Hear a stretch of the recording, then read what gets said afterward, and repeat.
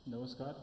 आज की इस वीडियो में हम संभववाद और निर्निश्चयवाद के बारे में विस्तृत अध्ययन करेंगे। सर्वप्रथम संभववाद में हम संभववादी विचारधारा मानव पर्यावरण संबंधों के अंतर्गत मानव को एक सक्रिय कारक मानता है। मनुष्य अपनी ज्ञान, क्षमता, तकनीकी के आधार पर पर्यावरण को अपनी इच्छा अनुसार प्रयोग में लेता है। अतः संभववादी विचारधारा में मनुष्य को उसका यथोचित स्थान प्रदान किया गया तथा प्रकृति को उसका सहायक स्वीकार किया गया है, न कि नियंत्रक। संभववाद को परिभाषित करते हुए गेट्स ने लिखा है कि possibility is contrast to environmentalism, the freedom of man to choose alternative patterns of behaviour despite geographic location. अर्थात संभववाद पर्यावरणवाद से भिन्न मनुष्य की स्वतंत्रता में विश्वास रखता है, जो भौगोलिक स्थिति के उपरांत भी भिन्न व्यवहार का चयन करता है।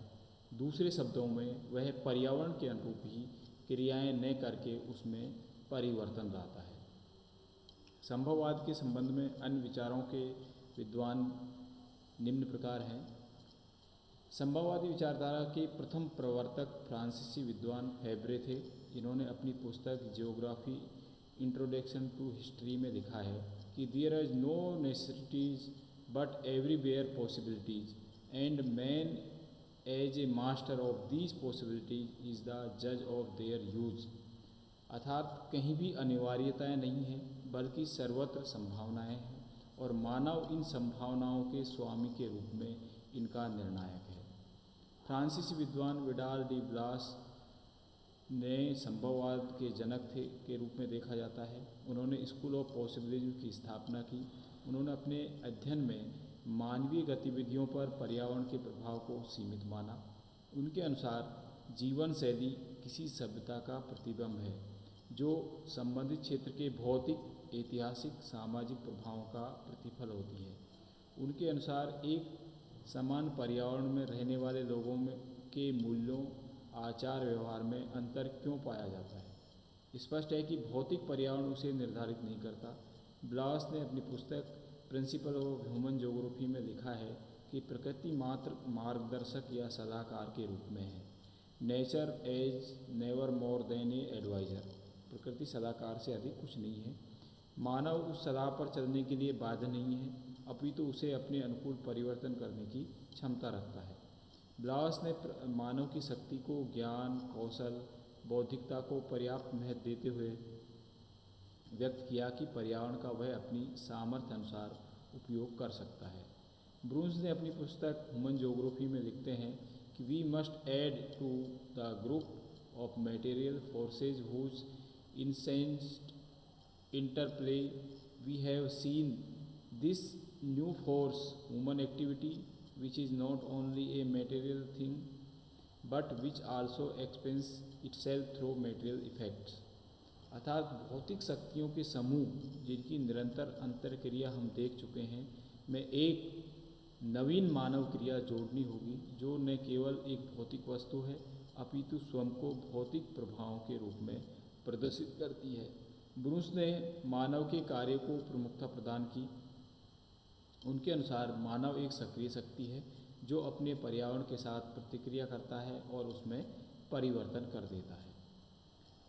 बोमेन ने अपनी पुस्तक ज्योग्राफी एंड सोशल साइंसेज में संभववादी विचारधारा का पुरजोर समर्थन किया और उनके अनुसार earth fact do not determine the form and nature of human society in development, they condition it.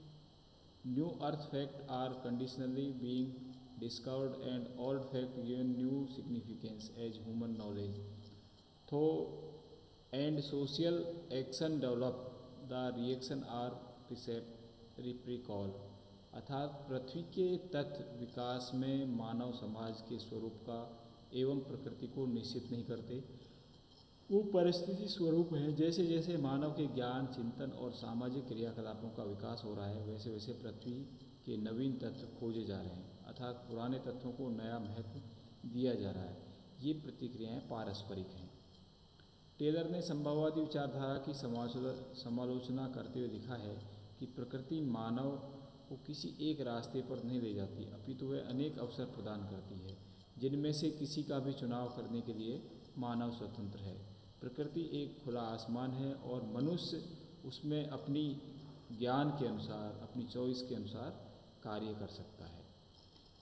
अमेरिकी भूगोलवेत्ता कार्ल सावर भी संभववाद के समर्थक थे। उनके अनुसार मानव अपने कौशल एवं सामाजिक तकनीकी के द्वारा पृथ्वी के धरातल पर व्यापक रूपांतरणों के द्वारा सांस्कृतिक भूदृश्यों का निर्माण करता है या निर्माण किया है। भूतल पर मानवीय क्रियाकलापों का क्षेत्र इतना व्यापक है कि संभवतः आज कोई भी क्षेत्र मानव द्वारा किए गए परिवर्तनों से अछूता नहीं है। उपरोक्त विद्वानों के अतिरिक्त डिमांजिया, ब्लेंचार्ड, हेटनर, किरचॉफ ने मानव को सर्वोपरि स्वीकार करते हुए संभववादी विचारधारा का समर्थन किया है। संभववाद का मूल्यांकन। नियतिवाद के समान संभववाद भी वस्तुतः एक तरफा विवेचन था। मानव की क्रियाएं एवं क्षमताएं महत्वपूर्ण हैं, लेकिन वे पूर्ण रूपेण प्राकृतिक पर्यावरण के प्रभाव से मुक्त नहीं हो सकता। बोमेन के अनुसार while the physical law of which mankind respond are available in their application and degree of effect, yet this is also true that all men everywhere are affected some degree by physical conditions. सीमांतीय पर्यावरण क्षेत्र जैसे विषुवतरेखीय one क्षेत्र, गर्म एवं ठंडे मरुस्थल, अतिशीत आदि में मानवीय प्रयास बहुत सीमित और संकुचित हो जाते हैं। ग्रिफ्ट टेलर ने भूगोल में संभववादी विचारधारा पर टिप्पणी करते लिखा है कि भूगोल का उद्देश्य प्राकृतिक और उसके मानव पर पड़ने वाले प्रभावों का अध्ययन करना है, न कि प्रकृति की योजनाओं को स्पष्ट करना। फेब्रे ने स्वीकार किया कि मानव चाहे जिस रूप में प्रयास कर ले, वह प्राकृतिक परिवेश से स्वतंत्र नहीं हो पाता। वर्तमान युग में जबकि अत्यधिक प्रगति हो गई है, मनुष्य प्रकृति पर विजय का दावा करता है, फिर भी विश्व के विशाल क्षेत्र मानव रहित इसलिए है क्योंकि वह पर्यावरण अनुकूल नहीं है। इस विचारधारा के अंतर्गत संभववादी विचारधारा में मानव को सर्वोपरि महत्व दिया गया है और प्रकृति को उसको सहायक माना गया है। इसके अनुसार मनुष्य अपनी बुद्धि ज्ञान के अनुसार प्रकृति में परिवर्तन लाता है, वो उसको अपने अनुसार ढालता है और इसमें मनुष्य को सर्वोपरि माना गया है। नेक्स्ट अवधारणा आती है नवनिश्चयवाद, न्यू डिटर्मिनिज्म। इस कॉन्सेप्ट के अनुसार प्रकृति और मानव, इसमें दोनों को भी महत्व दिया गया है। जिस प्रकार से एक ट्रैफिक पुलिस का हवलदार कि हम उसका डायरेक्शन चेंज नहीं कर सकते, लेकिन रुको और जाओ, देखो और जाओ के सिद्धांत पर आधारित है। इसमें प्रकृति को महत्व दिया जाता है और मनुष्य को भी महत्व दिया जाता है। मानव पर्यावरण अंतर संबंधों को व्यक्त करने के लिए उपयुक्त वर्णित नियतिवाद एवं संभववादी विचारधाराएं अतिवादी एकांकी होने के कारण उनके स्थान पर एक मध्यम मार्गी विचारधारा नवनिश्चयवाद का विकास हुआ। नवनिश्चयवाद की संकल्पना ग्रिफ्ट टेलर 1880-1963 द्वारा प्रस्तुत की गई। टेलर ने इसे स्टॉप एंड गो, रुको और जाओ नियतिवाद कहा। टेलर के अनुसार न तो प्रकृति मानव पर पूर्ण नियंत्रण है और न ही मनुष्य मानव प्रकृति का विजेता है। दोनों एक दूसरे से क्रियात्मक संबंध है। प्रगति हेतु मानव के लिए आवश्यक कि वह प्रकृति से सहयोग प्राप्त करे। टेलर के अनुसार man is able to accelerate, slow and stop the progress of a country development, but he should not, if he is wise, depart from direction and indirect indicated by nature and environment।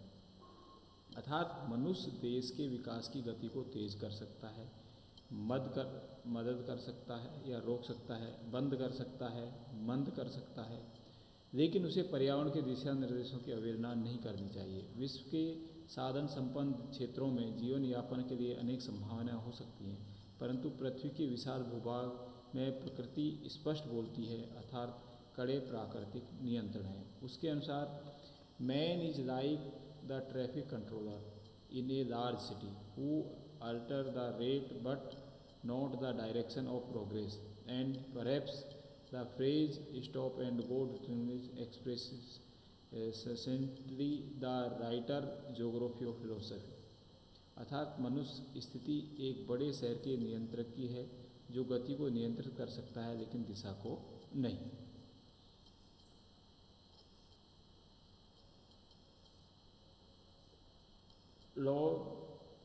लॉथवेट के अनुसार निश्चयवाद और संभववाद मानवली के दो सिरे हैं जो विभिन्न देश काल और विभिन्न लोगों पर पर्यावरण की क्रियाशीलता के सामान्यीकरण हेतु कई मॉडल तैयार किए जा सकते हैं, परंतु निष्कर्ष के समक्ष सार्थक जिज्ञासा नहीं। यह संभववाद और निश्चयवाद बल्कि ये सत्य है। मार्टिन के अनुसार भौतिक परिवेश की क्रियाओं का प्रभाव मानव के मस्तिष्क और अंततः उसकी क्रियाओं पर पड़ता है।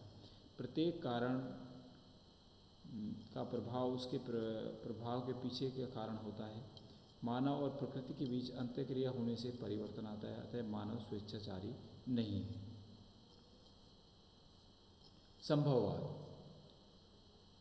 स्पेट ने 1957 में संभववाद को पर्यावरणीय निश्चयवादी और अतिवादी संभववाद के बीच में रूप में प्रस्तुत किया। संभववाद के अनुसार यद्यपि भौतिक पर्यावरण मानवीय क्रियाओं पर सीधा नियंत्रण नहीं रखता, अपितु मानवीय क्रियाकलापों को किस रूप में प्रभावित करता है कि मानव कुछ प्रतिक्रियाएं अन्य प्रतिक्रियाओं की अपेक्षा अधिक निश्चित हो जाती हैं। इस प्रकार मानवीय क्रियाकलाप प्राकृतिक पर्यावरण और समाज की प्रौद्योगिक क्षमता के संदर्भ में सामूहिक प्रतिक्रिया के रूप में होते हैं। हेगेट के अनुसार संभववाद नियतिवाद और संभववाद के मध्य संबंध की स्थिति है। एक विशेष पर्यावरण एवं स्थिति में विभिन्न संभावनाओं के आधार पर विविध भौगोलिक प्रारूप का विकास होता है। संभववाद की संकल्पना ग्रिफ्ट टेल द्वारा प्रतिपादित एवं नवनिश्चयवाद से काफ़ी समानता रखती है। अन्य विचारों में कृतिवाद, यह विचार मानव की क्षमता और शक्ति को महत्व देते हुए स्वीकार करता है कि मनुष्य पर्यावरण को एक संभावित स्थिति तक परिवर्तित कर सकता है। प्राकृतिक पर्यावरण से समायोजन कर विभिन्न प्रकार के